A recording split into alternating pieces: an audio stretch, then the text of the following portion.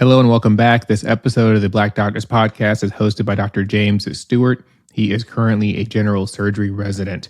He sits down with Dr. Shakira Burton, who is also a general surgery resident at PGY4, and they sit down and talk about different gems for current medical students applying to residency, as well as current residents on how you can do well on your standardized exams, the significance of performing well on step one, even though it is pass-fail. They also talk about success in residency and how you make the transition from becoming an intern and junior resident on to a senior resident and how that growth occurs.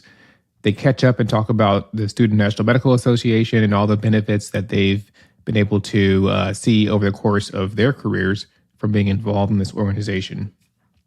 I really liked editing this episode because I got to just sit in and listen to two young Black general surgery residents talk about their life experiences and just parlay back and forth.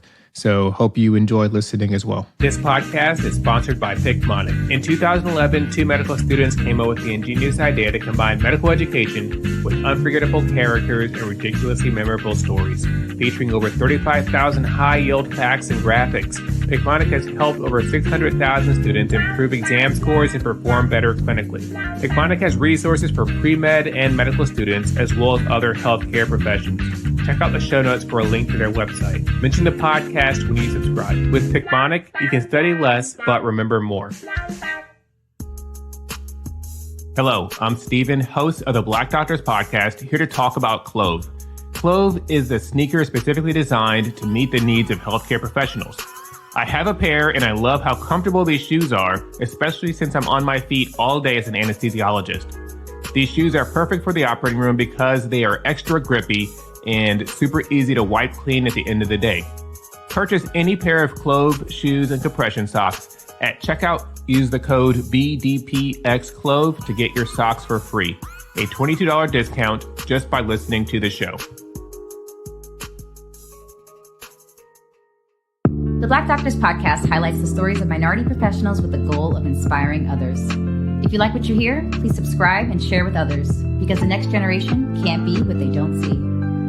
Tune in every Monday to hear our stories told by Hello, everybody. Welcome back to another episode of the Black Doctors Podcast. I'm James, your host for this episode, and today I'm joined by somebody very special, Dr. Burton. She's a current general surgery resident at Atrium Health, and she's an alum of Drexel University College of Medicine, and she's done some incredible work throughout her journey, some of which we'll hear about today. So glad to have you here, and welcome, Dr. Burton. Thank you. Thank you for having me. I love the thought of this podcast and everything. So I look forward to being on the show today. Yeah, absolutely. So just to start off, just tell us a little bit about, who you are and kind of what made you want to become a doctor and then subsequently choose the best specialty in medicine, as we both know, surgery. Obviously. So I am a fourth year, like you mentioned, currently at Carolinas Medical Center in Charlotte, North Carolina. And, I'm originally from the Bronx, New York. And people tell me that when I was younger, I often would say I wanted to become a doctor. But it's interesting, I think, just some of the paths that's led me to be where I am now kind of all worked its way to me becoming a doctor and then overall becoming a general surgery resident. I remember being in a program, it was called Project Healthcare. It was actually at Bellevue Hospital in New York. Mm-hmm. And it was an amazing program where you would go and you can actually rotate in various departments of medicine. So we were in the emergency department, we were in the cath lab, we were in the operating room, we worked with social work. We also did a little bit of research as well. And I remember just saying I at that time loved the emergency department and really thought that was something that I wanted to do and pursue. And so I went on to college. I went to Spelman College in Atlanta, Georgia. And from there, it was really seeing so many amazing young Black women just saying, I'm going to be a doctor, or I'm going to be a lawyer, or I can do this and I can do that. And I was like, wow, we really can do all these things. And then meeting, I'm a member of Delta Sigma Theta Sorority Incorporated. And so meeting some, shout out, so meeting some of my pro fights too that were like doctors and in residency and doing all this, I was like, wow, this is something that is really can be obtainable. And so I did another program during my second year. I think it was my sophomore year. And in that program, we got to be very involved, also going into the psych ward and everything like that. Because at that time, I was a psychology major at Spelman. And I remember being like, okay, the psych part is just not for me. And then I kind of got back on the bandwagon of thinking, I wanted to go into medicine. So I did have to take some prereqs I started taking there. But then I did go to American University in DC to do a post-bac just to get some other of the prereqs going. And I did graduate from Drexel, but I actually started off in an amazing program. And I'm thankful for my line sister for one telling me about the program, and she applied with me during that time. But Drexel Pathway to Medical School program. Oh, yeah. Okay. Yes. I wonder if I'd be here right now if it wasn't for that program. Wow. But it's essentially a year program where you take first year classes, medical school first year classes. I was taking micro, we took biochem, we took anatomy, and you would have to get a certain GPA. I think when I was there, it was a 3.5, I believe. You had to get a 3.5 in the courses, and then one track had it so that you had to retake the MCAT, and another track had it so that you just took more classes, essentially.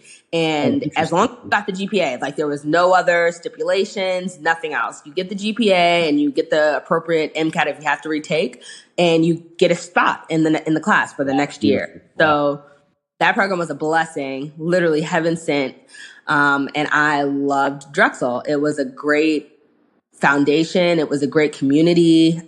You come in, especially when you have your friends and everything from the DPMS program, and then you all start med school together. You've already taken the classes. So I didn't have a crazy, stressful first year of med school. And in fact, I was tutoring people. You already used to the curriculum. Because I already took the classes, literally the same classes, the same tests. Like they don't change that stuff over. So it was actually a great start to medical school. And the 4 years, like I said, I was Student National Medical Association was a huge part of my 4 years. I was the regional director. From 2016 to 2018. Yep. And I'm also blessed for that organization as well. Wow, that's actually incredible. And you mentioned several kind of programs that you were involved in throughout your journey. And one question that, I tend to ask people is like, what is, I guess, one important thing you would tell somebody who may not have access to these resources or opportunities? We always are focused on these pipelines and these programs to kind of increase diversity in medicine. I guess, what is the one thing you would say to somebody, whether it be get involved or find mentors, or like, what would your suggestion be? I think starting with what hopefully a lot of us can be able to get is just simply Googling and research, because I found, and I don't want to misspeak, but I wish I knew the website. It was like the AMCAS website essentially, but there's a whole different website part that has like post-bac programs, and it even goes down into the detail of saying like, do you need a program to improve your grades? Like if you're someone that in college you had C's or maybe D's, and you have to, you want to redo those courseworks to get a better GPA, they have like certain programs based solely for that. Are you someone that needs a program with an MCAT course? Are you someone that just hasn't ever taken those prerequisites and are now trying to do so? So I found that website, and then from there, that's when I learned about, not only my line sister telling me, but that was on there. And then I applied to like Georgetown gyms, and I applied to, there's one that my prophyte told me about, because she actually completed it at Ohio State.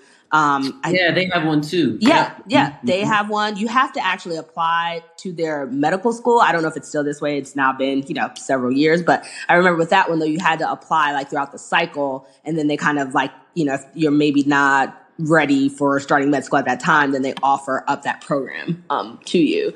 So there's a lot out there. And so I think just simply going online and typing in exactly what you need, like need to complete coursework for medical school, but you already have your bachelor's or, even your associates. It's something out there for everyone to cater to them on what they need to be successful and get there. And so I think from there, and then potentially it's amazing how these programs are actually very helpful. And when you reach out to them, you have other questions, like the secretaries and people that do answer these phones.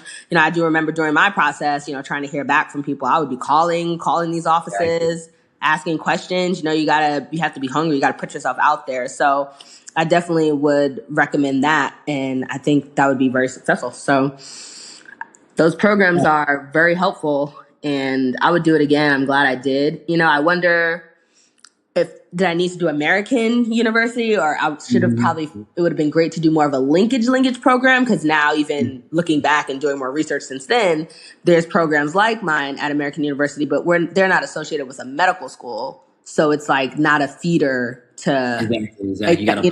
Exactly. Yeah. So there are some out there who take the coursework and then get fed in, which is even better, it's less. Exactly. It's interesting.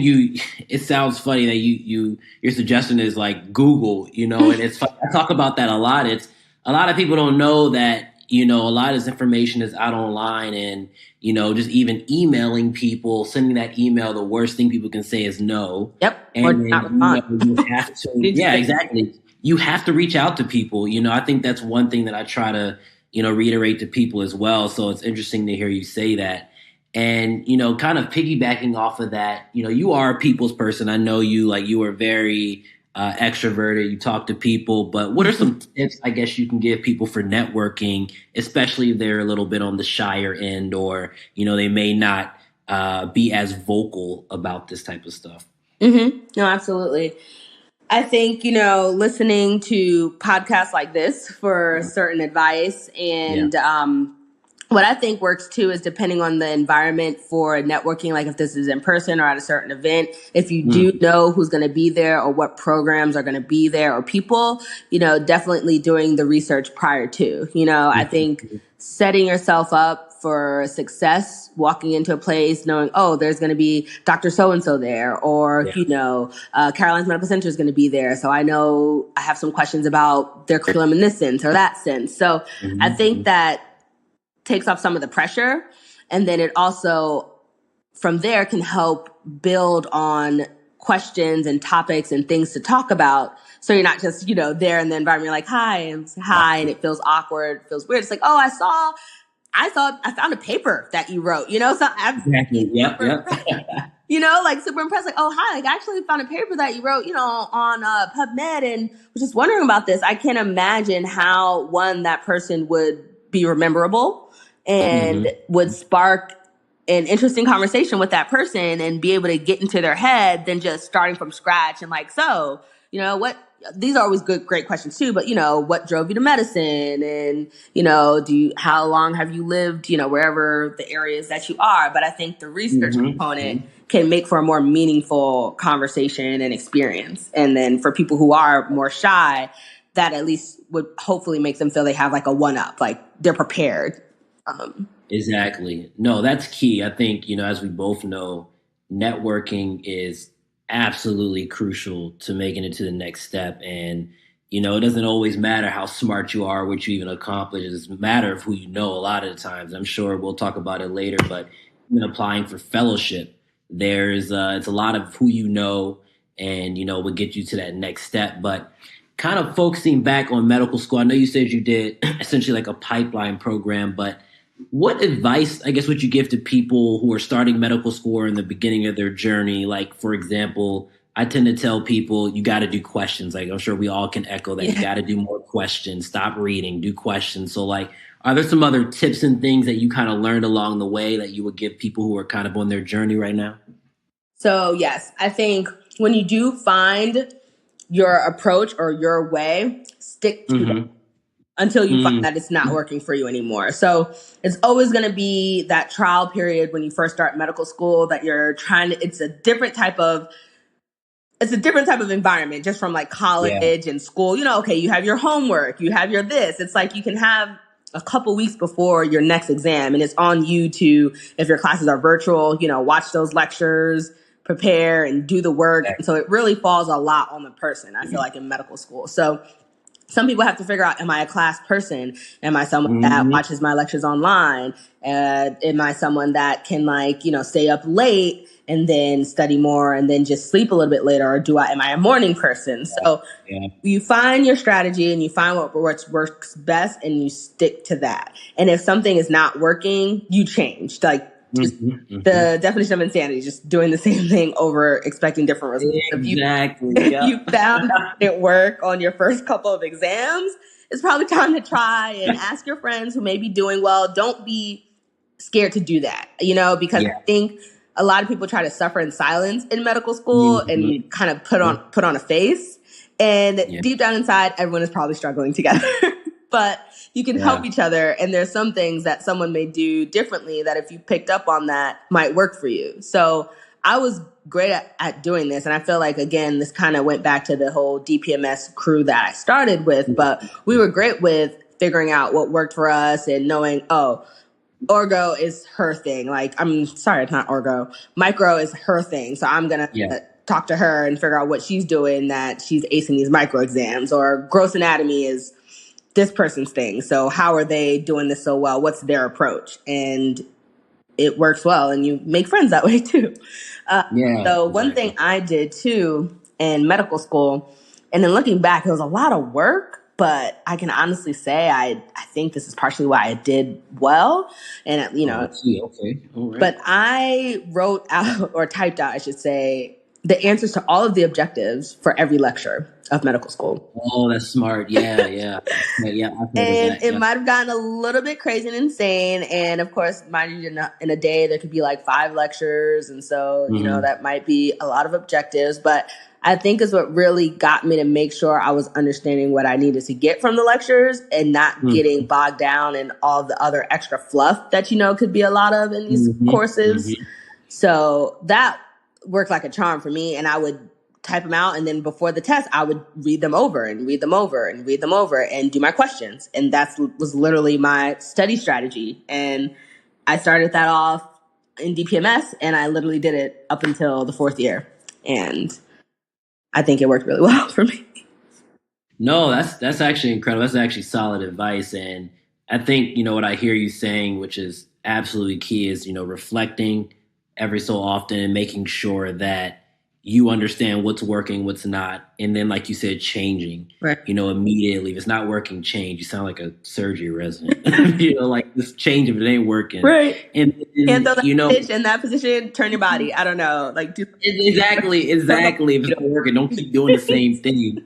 And I think another thing that's very interesting is this whole issue of comparison, right? Because I think what I found in medical school is that not everybody surprisingly tells you the truth, right? They only tell you what they want you to know. It's like Instagram. People only post their successes, right? So it's don't compare yourself to people who, I got a 98 and whole time. So Dr. Stewart, you actually took my point that I was going to say for the advice for the residency portion of this conversation. No, we can circle back on that because that's something that I deal with too in residency. Exactly. It's still relevant there. I feel like it's more prevalent there, and that's why it's so important. So that is the biggest advice for residency. But we can definitely. We'll talk about that too. We can shift gears, and I think something that we briefly talked about the other day is this whole issue surrounding step 1, changing the pass fail. And, I have my opinions, you have yours, and everybody feels differently. But what are your kind of general thoughts on that? And based on that, how do you think students can still, kind of overcome and do well based on what you think? Oh man, I hope I don't with this one. But, back in my day, no. So I kind of have a little bit of a problem with that. I feel like that is the one test or the one real strong factor that helps strategize and figure out in terms of specialties and what people are able to do, which specialties, and how are you going to have things like derm and things like surgery and ortho. Yeah. How do you pick that now? I feel like it kind of muddles the water just a little bit. Mm-hmm. And I can't imagine what programs are going through now in terms of selection. And like, like you asked me, like how to make a strong candidate. I mean, if you're just now looking at pass fail, and a lot of the medical schools courses are pass fail, it's like, how do you know how well this person is actually able to obtain and understand this curriculum now? If a fail is literally a 60 or something, and the range of passes. I don't understand how it works, to be honest. Like, I personally have to do more research and figure out what's a pass now? Is it the same numbers as before? They just don't show you the numbers, or like, what is that kind of right? What does that mean? And then to your other point is, in terms of taking the stress off of people, I feel like it just changes it. Like, the stress is now going to be on other things. Like, do people now, you probably have to do or feel like you need to do more research if you are going for things like derm, ortho, and those, really selective specialties. I feel like you're going to have to beef your resume up with more research opportunities. I feel like just volunteering, things that can kind of make you stand out, and then at least get to the interview process and then take it from there and let your personality and everything shine through. But I feel like it just means more, like, how do you decide who gets an interview now? Are you now interviewing more people? And what are the cutoffs for these things? And then I just think it has a down effect that I don't know if we're going to see the effects of it in a few years. I'd hope not, but. No, I agree. I agree with you wholeheartedly. And I think, for me, the two biggest issues that I see are, one, that if you go to a smaller school or a non, kind of Ivy League, big name school that we kind of put a lot of attention on, wrongfully so, in medicine, then, like you said, it gives people, or strips them of that opportunity to study hard and get those numbers to get in the door. Yeah. And like you said, now they're going to have to supplement their application and maybe work a lot harder to find other things to get in the door. Exactly. And then second, I was thinking about it the other month, like, if you don't study, right, if you think, oh, it's pass fail, then, Lord forbid you pass and then you try to go to step 2. Exactly. And think you're going to do well. You can't do well on step 2 without having a foundation for step 1. You can't. I don't see how you can. Like, and that's what I'm saying. Like, if you're going in with the attitude that it is just pass fail, how much are you really trying to fight to soak up as much of that knowledge as possible? Like, my first aid book looks like what? You know what I'm saying? Like, that thing. You still got mine too. Right. I still have mine. In fact, you're the one that I remember you taught me, like, why not use those resources and stuff still? I'm trying to figure out in terms of antibiotics and bacteria and all that stuff. Those are the books. Those great resources.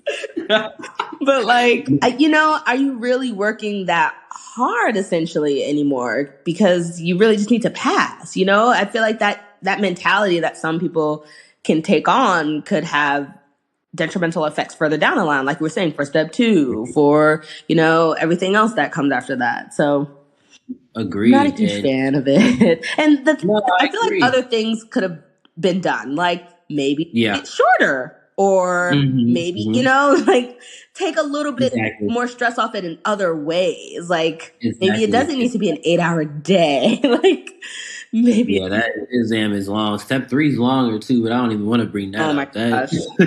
It's a lot. There's a lot of issues with it. I remember when I first found out it was 2 days. I was like, wait, what? I'm sorry? Yeah, it was. And then, for us in surgery, going back to try to study, shout out to all the OB-GYNs and internal meds, but listen, y'all can keep the knowledge. Yeah, like, right. I don't want it. Like, fetal contraction, what? I don't know.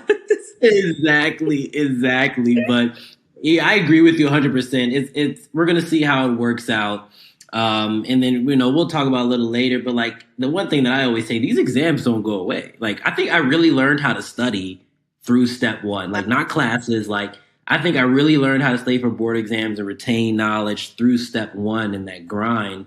And I apply a lot of the ways I study personally, even for, like, our board, in-service exam app site and stuff. It's like, it doesn't go away. So we'll see how it turns out. Yeah. So, let's see. I guess the next thing you mentioned earlier, you were involved in SNMA, heavily involved. I remember you having active positions and roles, and Yeah.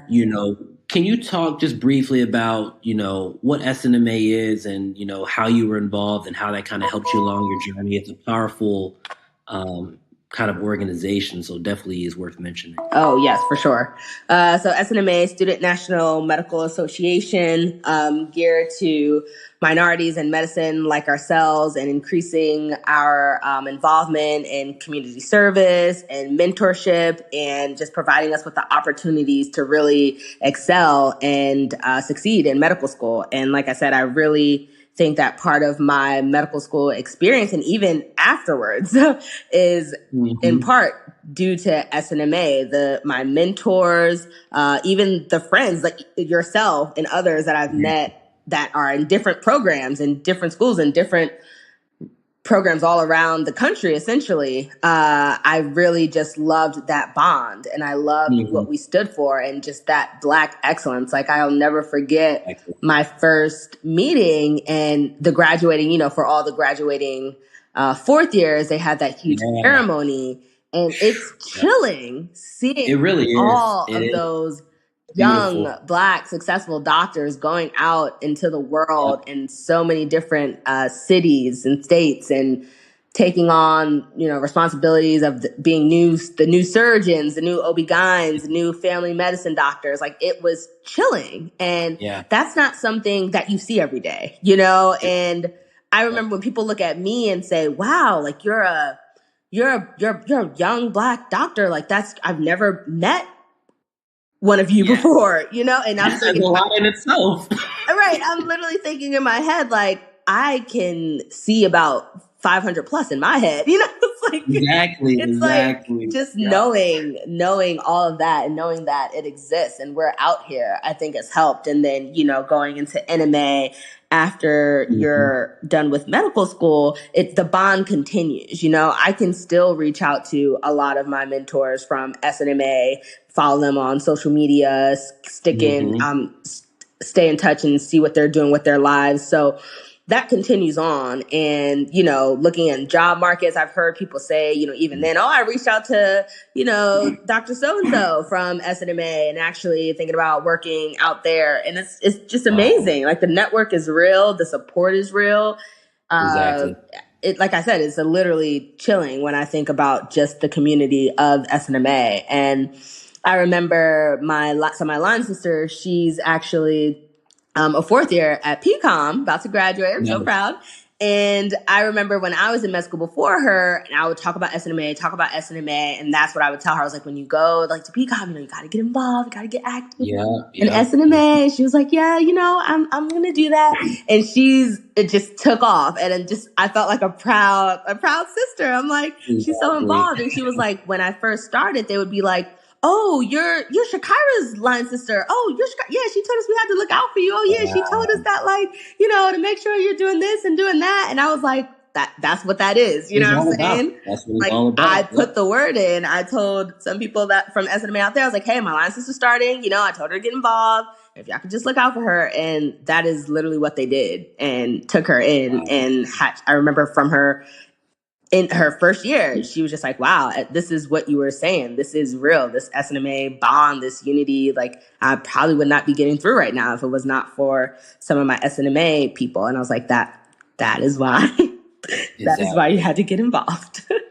No, I 100% agree. Like, SNMA, and it goes back to what we talked about with networking, was absolutely crucial. And just like you said, even being around other Black and underserved individuals who really want to contribute to medicine, you won't find that in many places. And, I'm all about action items. So, if you're here today, get involved in SNMA at your school. And I think, there's multiple ways go to the conference too. Yeah. Oh, yeah. That'll make you see why you have to be involved. Like, exactly. It's like every April. Yes, it's always Easter weekend. It's always the weekend of Easter. Yeah, and in fact, I think I just talked to my line sister. I think it's going to actually be in Orlando this year. Yeah. It is. So definitely do that, guys. And the earlier you go get your tickets, the cheaper actually. So there are early bird tickets. So I would do that. Yeah.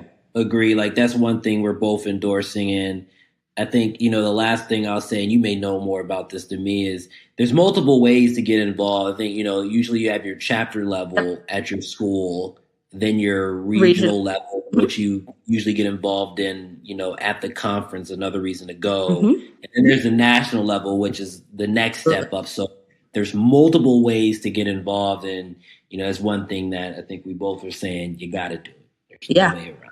And find your niche too. If you're one that loves community service, you can be a part of that portion of the organization. If you also like order and you think you're great at being a secretary. So there's multiple positions too. So it's something I think for everyone. It looks great on your resume. I cannot tell you what a talking point that was for my interview. Absolutely. Like, I believe it was, you're a regional director of SNMA, or tell me more about that. And what did you do for SNMA? It was major. I think it was partially the biggest thing on my application, aside from like step 1 scores and school and scores. So no, that's a huge position, and I'm sure people will bring it up even when you apply for jobs for fellowship and stuff, which kind of transitions to the next question is, like you said, you're currently a resident at Carolina's Medical, phenomenal program, and you're a big bad PGY4 now.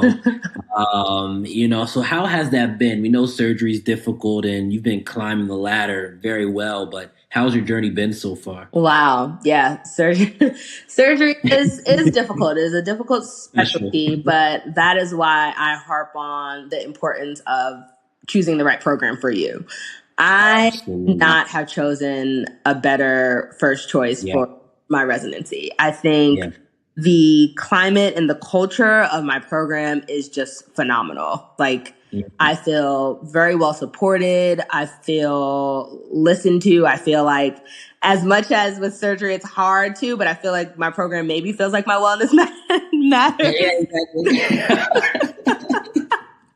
No, they do. Absolutely. Wellness matters at Carolinas. And that's kind of rare for a surgery program to actually care. Okay, on every 5th, if there's a month with 5 weeks, on that 5th Thursday, it's our wellness day to really have doctor's appointments. And they want you to literally say, oh, I went to the dentist, or I went to the doctor, or I did this for myself. So I think that's great. I love that we operate a ton. The case volume is just insane. You guys have insane volume over there. Yeah. Yes. For me, someone that wants to do trauma, critical care, acute care surgery could not have been at a better place because we do a lot of it, and I think we do it very well. I actually just got certified to be an ATLS instructor, advanced trauma life support. Oh, that's awesome. Congrats. Yeah, that was awesome. Because again, one of my mentors, she's big on giving us experiences that overall will help us and help build our resume. And so she literally set up an ATLS instructor course because she is a director. So she was able to do that. And I think that's phenomenal. That helps me with my resume. That's a plug for, my future job. I can teach courses. So that's definitely something I'm going to look to hold on to. So I think just in terms of picking the best program for you is just very crucial. I don't know. I feel like it's a little bit tougher in this era with interviews being virtual and everything, which I do feel is pretty unfortunate, and hoping this is the last year of it, because those Zoom calls can get pretty. Exactly. I do feel like hopefully people can still get a good vibe of the residents and how they at least feel about their program, even virtually. And if not, I would consider that a red flag for a program. Yes, agreed. And still really trying to do those socials. I know we still do the social like the day before. It's all virtual still. We tell them grab dinner, grab drinks, and drink with us. But I still think that's important in this time, because I think that's where you can really see. It's more so how they're interacting with each other. And now it's like you're not going to be there the next day to see them at M&M or Grand Rounds or, around each other at all. So I think that's important. No, I agree. And, again, I can echo that, Carolina's Medical is a phenomenal program. I actually tell people to apply. A lot of people apply there as well on their list. You guys have a phenomenal program. So if you want to do surgery, you need to apply there for sure. That's the plug you get from her. Yeah, okay. I guess we just weren't Yale, huh? Is that right? No, it's not that. There's multiple. Yale's my spot. Yale's my spot. But I can't deny. I love it for you. Carolina is amazing. Finding the program that is best for you, and I love exactly. Yeah, I will say now, what you post on Instagram, y'all got good food though. I will say that. Oh yeah, our cast does not play. We get meal points. So I've never seen that. Y'all have like crab legs and stuff. I'm like, what? Where they do that at? Exactly. No, but it's a great program, and like we said, you're a PGY 4 now, and that's 4 out of 5 years for general surgery. So you're almost done. So how has it been kind of being, transitioning from a junior to a senior resident? And, I'll preface this by saying when we use the term chief, it just means you're essentially running services by yourself in general surgery, because that brings a lot of confusion when, to internal medicine and peds, for example, where they have to apply to a whole separate chief here. So chief is used differently for us, but how has it been being a senior resident, compared to an intern? Seems like yesterday. Wow, no, it definitely does seem like yesterday. And I will say this is a tough transition. I'm currently on ped surgery now, and so I'm the chief of peds, and it's just me and an intern on a busy ped service. We don't have fellows in peds. We have 4 peds attendings who operate a lot. And our their nurse practitioner is actually out on maternity leave. So it's for both of my moms. Wow. So I will say it's different in the sense that when you're, more of a junior, you just kind of know the flow, what needs to happen, what needs to get done, but it's not essentially on you to make sure that the whole rest of the team is on the same page. I feel like a lot of our junior rotations, we're pretty much in an apprenticeship type rotation where it's just like us and the attending. So we're doing the notes, we're doing the orders, we're putting everything in, we know everything that's happening. And so I find now, and this is my first real kind of chief rotation, it is very stressful having an intern. Yeah, you got to know what's going on at all times. What's going on. So literally, like just this past week, because you're in the OR and you're scrubbed, and we have this, we have a Halo service for like nursing communication, like essentially like our patient. Oh, yes. And so I'm hearing the Halo go off, but I know he signed on. We're both signed on the same thing. So I'm like, okay, he's probably responding. So I'm wondering, like, what are they about? What's going on? And you don't see him come in the room. And so I'm thinking, like, what's he up to? And I'm like trying to focus on this huge case. And I'm like, oh my gosh, can he just come in the room? And I don't want to ask like the nurse to call him in the room. And so it's stressful. And so what needs to be done, but you have to make sure they know. And not only that, but that they understand why, and that's what I'm trying to do more teaching and being like, not just saying, all right, so for example, we had a colidocal that came in, was going to get an ERCP. Okay. So then I would repeat in the morning. I would get their LFTs. I would get their CBC. I would get their lipase for the morning. But say there was another there was just a cholelithiasis, and I saw that, there were some orders in for the same kind of orders, but yet again, I'm not really concerned about their LFTs because they're normal, it's not, it's asymptomatic, it's symptomatic cholelithiasis, but it's not acute cholecystitis, the initial labs are normal. So just thinking about, well, why would you get this lab? Why would you not get these labs? And what are you thinking about? Thought process. And yes, what is your thought process? So I'm finding more now it's very helpful in telling them my thought process, because I'm finding out, wow, you didn't know, like, you're an intern. Obviously, you have to be taught this. So someone had to teach you why you would get this lab and not that lab, and why you may be concerned about this and this patient versus, yes, this patient's coming in with something similar pathology, but different, sort of. Exactly. So I think that is very helpful. And I think that way you can feel like you're teaching, but also getting what you need to get done, and giving them things to talk to you about. I used to be like, this is so cheesy, but being like, all right, tomorrow we're going to talk about, the difference between acute cholecystitis, cholelithiasis, and colidocal and cholangitis. We're just going to. And it helps you too. Exactly. Like, do I really know what I'm talking about or not? So we got to go over this again, and it's funny because my next question was going to be like, what are some practical tips that you would have for being a chief that you learn? Like, a couple I've heard is that people will review stuff the morning of before they go to the intern, like, let's talk about this, or they'll, you know what I mean? Or they'll have their, like one of my chiefs used to, regardless of the intern or the junior making the list, she would always make her own list with her own numbers every day, just so you can go over everything. So, like, do you have any of those kind of practical tips for chiefs? So I've not gotten to that place of just being able to like come in and trust them with the numbers and the all that. So I 100% agree with getting everything with them, because then there are moments I'm like, oh, what did that repeat chest X-ray show? And I've been burned because it's like, oh, I actually did not. I was like, well, he was a post-op day 1, left lower lobe for a CPAM. Like, what? We got to see what the chest X-ray shows, like, when your attending is going to look at you. They're not going to look at the intern and be like, why don't you know this, that, and the third? That's so true, though. Look at the chief. And so I've learned that the hard way more than one occasion. And so I think it's helpful, again, to me just get all the stuff too. And then we talk about it. We say, okay, like the I's and O's, you're a little bit concerned. Okay, this is a baby. It's like 0.6 cc's per kg. Okay, maybe an adult half cc per kg is okay, but these babies, we're trying to do more than 1 to 2, And I'm like, because I'm sitting with them and I'm learning like, oh, like what maintenance fluids do you want this kid on? Oh, I'm using MD calc. Oh, so 4-2-1. Like, do you not remember that rule? Let's go over that. Exactly. Like little things like that, just watching how they go about things. And then also what I've learned is important, seeing what they want to get out of a rotation along with them. Like, that is crucial, because you'd be surprised what some really want to get out of it, and what is important to them. I just really want to be able to do my first appy from start to finish. Okay, we'll work you up to that. You know what I'm saying? Like, I have a good system.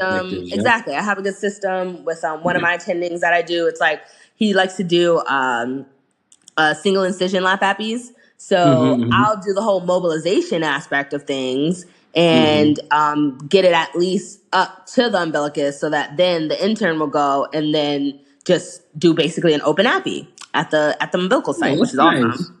So I get a case log for like mobilization of the cecum / diagnostic lab, and then he gets an open appy, so that's pretty cool, actually. Yeah, it's awesome. So just figuring out ways to include them, and like, especially in cases and operating room, like, all right, I'm going to do this gallbladder, but I want you to scrub, because then you'll take the gallbladder off the liver bed, just giving them opportunities, seeing what they're expecting to get out of a service and rotation and really learn.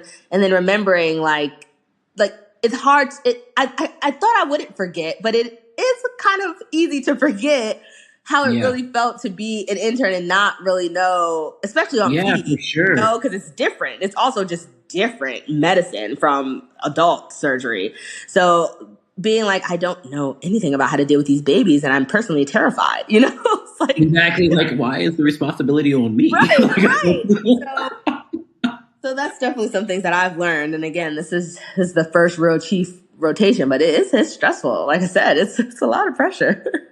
Yeah, it's amazing. And you probably can echo this more than me, since I'm on research years, but like, that it feels like you have so much to learn. And, like intern year, you look at your chiefs and you're like, my gosh, like they are next level. Like, how do you even do that? And then slowly but surely you look up and you're like, oh, I'm actually kind of doing this. Seriously, every day, like this past year, I've thought that, like, am I really a 4? Like, okay. Exactly. Like, are we talking about application cycle? Like, stop. What? That is, no, it's literally like flying by. And, you mentioned before that you were choosing trauma surgery as your fellowship. I mean, unfortunately you chose wrong and should have did cardiac, but we've talked about this. But why did you do cardiac? I saw it on the heart. It was great. Oh, see, I know. I loved it. It was great. I practice. I do it all. Do sternotomies. I'm here for it. Yeah, exactly. And you guys get a wide breadth of and that's why I love trauma, because I do it all. I do vascular, do CT, I do general. Like, what do you want?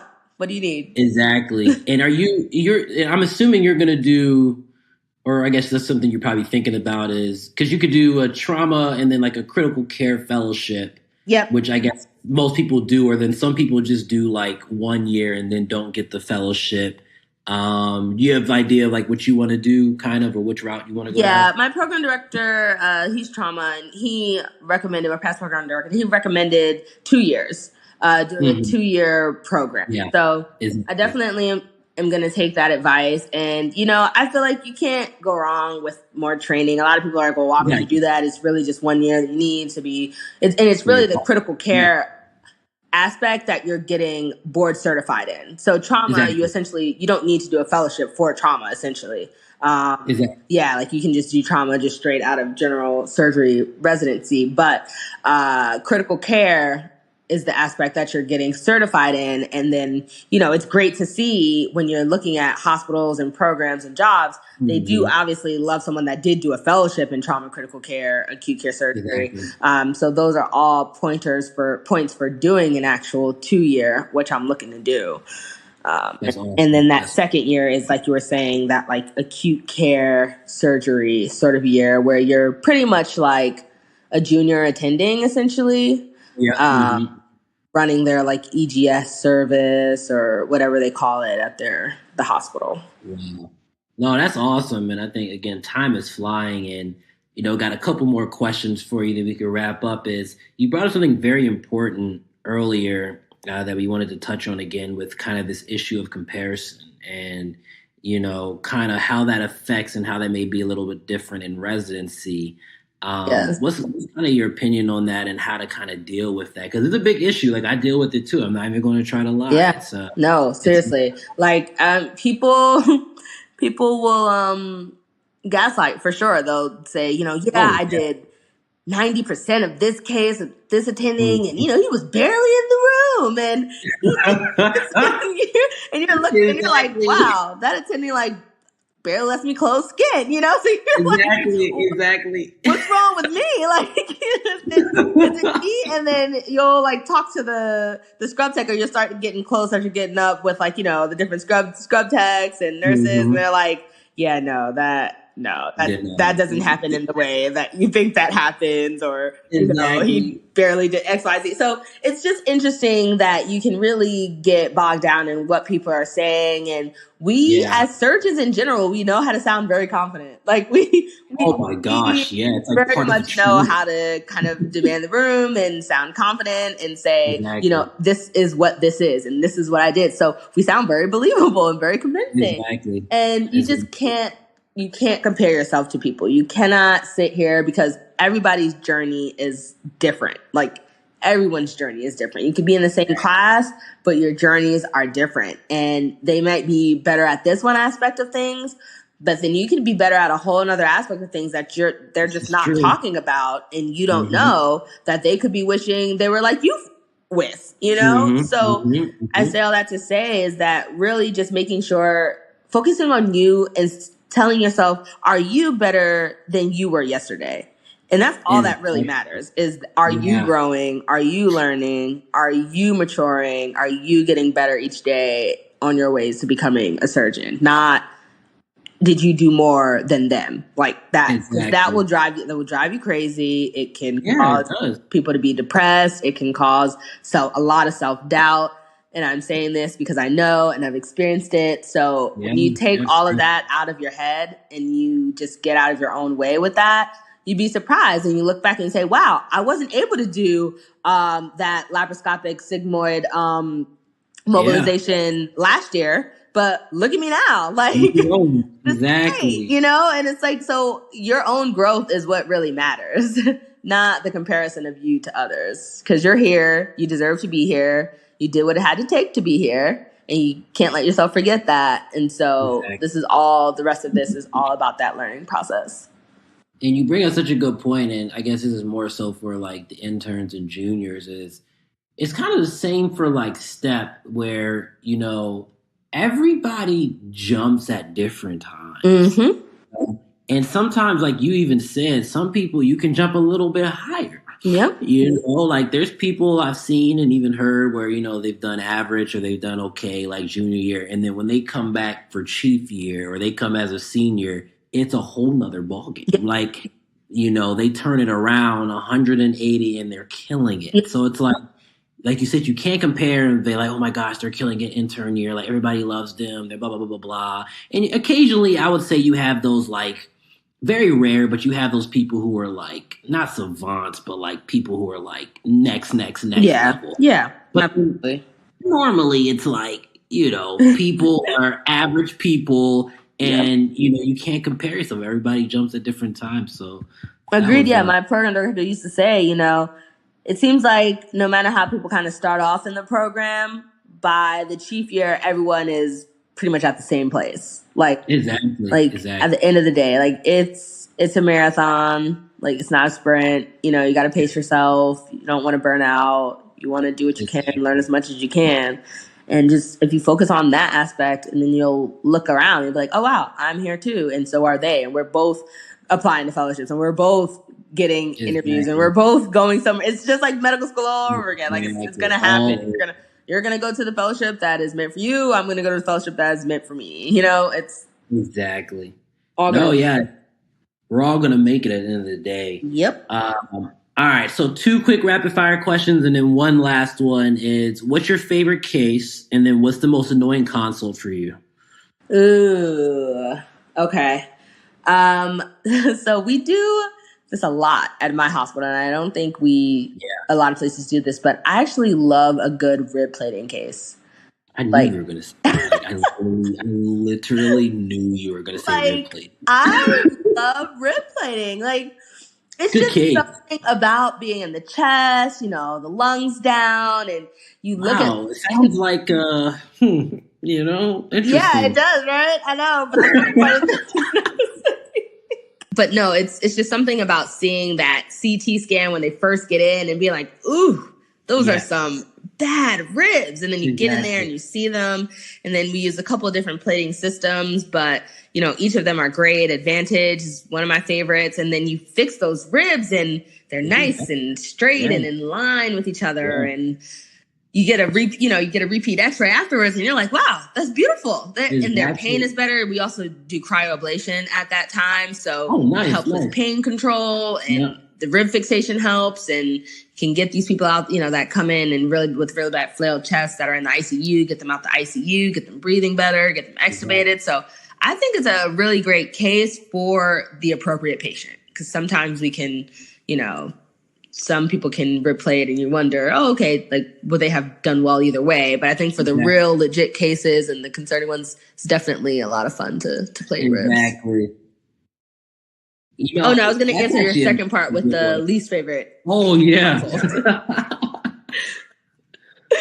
I do not like getting consulted for like questionable hemorrhoids versus rectal prolapse versus like any of that. I do not like that because half of the time it's neither. It's none. It's none of the above. Yeah. Then other times you just get placed in some really awkward and bad situations. It's like, yeah, it might be a hemorrhoid, but it's not thrombosed and there's nothing to really do. You can just put some hemorrhoid cream on it. Like, what do you really want me to do about this? So those are probably my least favorite consults. I think for me, even though I repeat, we have to see this consult and I'm more than happy to see the consult. But I think the number of times I get consulted for negative neck fat. Oh my gosh, that's a good one. But we have to see it. You got to rule it out. I get it. So it's like, we got to. You have to see it too. That's the thing. It's it's a lot of those people, but those are probably my top ones. But the last question I got for you is, how do you stay balanced and, how is living in Charlotte? Because I know you do a lot of extracurricular activities and try to, really stay balanced and, kind of be well. So what are some of the things you do and how's Charlotte? Yeah. So Charlotte has definitely grown on me. This is the smallest city I've lived in. So it was initially a little rough because coming from New York and living in Atlanta and DC, Philly, you get the point, big cities. So first I was like, wow, this is different. But I will say since I started, I definitely got back into my first love and passion, which is dance. Nice. I used to dance literally like 6 days out the week when I was younger. I'm talking like from age 5 to literally going away to college where I did Spelman Dance Theater. So I've been dancing my whole life, but definitely in med school on that basically halted. And so I started going, one of my closest friends who now moved to Texas. She's a whole attending now in emergency medicine. Yep. But she was a dancer as well, or is a dancer as well. And so we would go to classes at a Charlotte NC dance studio, which I love. Everything from hip hop classes to heels classes. There's been some ballet classes that they've had and modern classes. And so I really, really find that dancing just really makes me just forget about residency, forget about all the stress and things that I really probably need to be doing, probably aside from dancing. But it's good for me. It's fitness, and I love doing it. So I definitely am glad. In fact, I was trying to see when I can get to a dance class again, because it's about that time. But then I also love just going out to eat, like just going out to eat in the city. There's some great restaurants. Yeah.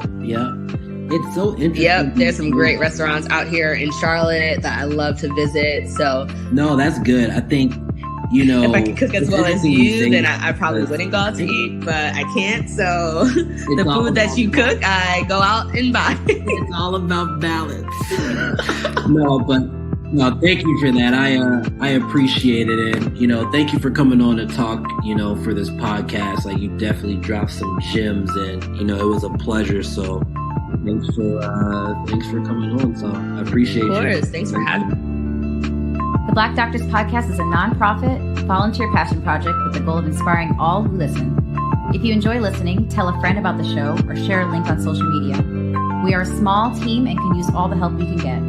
You can reach us at the Black Doctors Podcast on Instagram or at Stephen Bradley MD on Twitter or Instagram. Tune in next week for another episode of the Black Doctors Podcast, because representation matters.